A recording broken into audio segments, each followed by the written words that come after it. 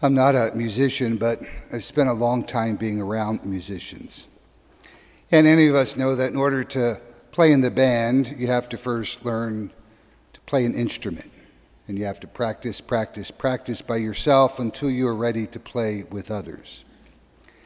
And even though musicians are all playing different instruments and playing in many cases different parts, it all fits together if everyone is doing what they should and makes a wonderful combined sound. But one of the things that I've discovered is that there are class distinctions within bands and especially within an orchestra. The strings consider themselves superior to all others. They are the senior section. They are the tune in many classical works. And within the strings, the violins consider themselves really superior. Just ask anyone who plays the viola or the double bass.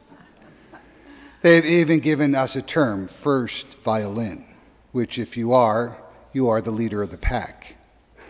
Now the flutes and the oboes consider themselves superior to the brass.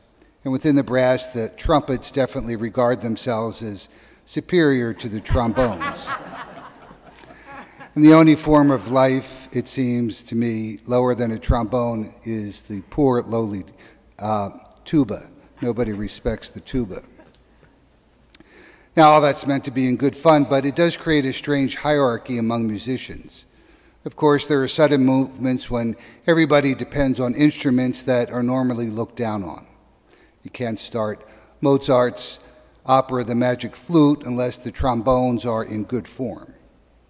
The truth is, sooner or later, as you work your way through the repertoire, the instruments have to acknowledge that all need each other if the music is to be complete. And that was part of the problem Paul faced in Corinth, as we heard in the second reading. The Christian orchestra, so to speak, had some who considered themselves superior to others, and there was a danger as a result that the whole symphony might be played out of balance and even out of tune. In order to help the Corinthians deal with the challenge, Paul states some first principles. And we could put it like this. Yes, there are different instruments, but all require the same musicianship. There are different styles of playing, but they all follow the same conductor.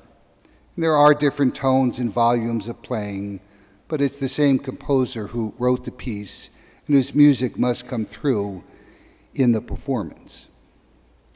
What Paul goes on to say is that the unity that is expressed by the whole variety of Christian gifts is a reflection of the unity of God, that Paul describes as Spirit, Lord, and God, or later theologians would describe it as a unity of persons, a Trinity, one God, three persons. And Paul confronts the Corinthians' attitude that some who had these spiritual gifts were more spiritual than others, a problem that we see recurring in the church time and again. The problem Paul faces is a problem we also face in our day, the confusion between something that is spiritual and something that is Christian. In a world that's been starved of spirituality, it's easy to suppose that anything which seems to be in touch with something spiritual or supernatural must be from God. In a world where people are sometimes labeled spiritual to set them apart from ordinary mortals, as was the case in Corinth, experience of the sorts of gifts that the Spirit gives to different Christians would lead people to suppose that those who receive them were therefore promoted to a class above other Christians. Paul's answer to them is also an answer to us as well.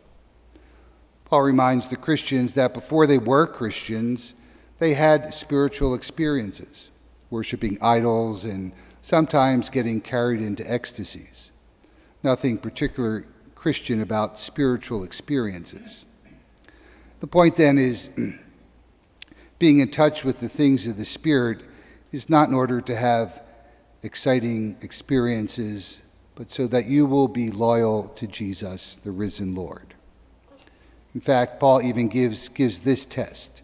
no one who is in the Spirit can say Jesus is cursed, but only those who are really in the Spirit can say Jesus is Lord. And that is a life-changing statement with all sorts of implications. And it's one of the most basic statements of the Christian faith. Those of us who are already Christian have declared Jesus is Lord. That's because the preaching of the gospel, led by the Spirit, brings people to faith in baptism. When you say Jesus is Lord, you're saying that others aren't. For the Corinthians, that meant they were saying Caesar is not Lord, as he claimed of himself. But what this tells us clearly, that those who pursue their own spirituality may well be able to create safe spheres in which they can have an exciting time without engaging the real world. But those who name Jesus as Lord, experiencing the power of God's Holy Spirit in doing so, are thereby brought into the social and the political battlefield. The Corinthians were in danger of looking at spirituality as an area of personal growth and experiences. What Paul wants them to know, and us as well, is that the spiritual Christian is equipped by God with a variety of gifts, not for your own glory or to be numero uno, but to advance his kingdom in the face of the principalities and powers of this world.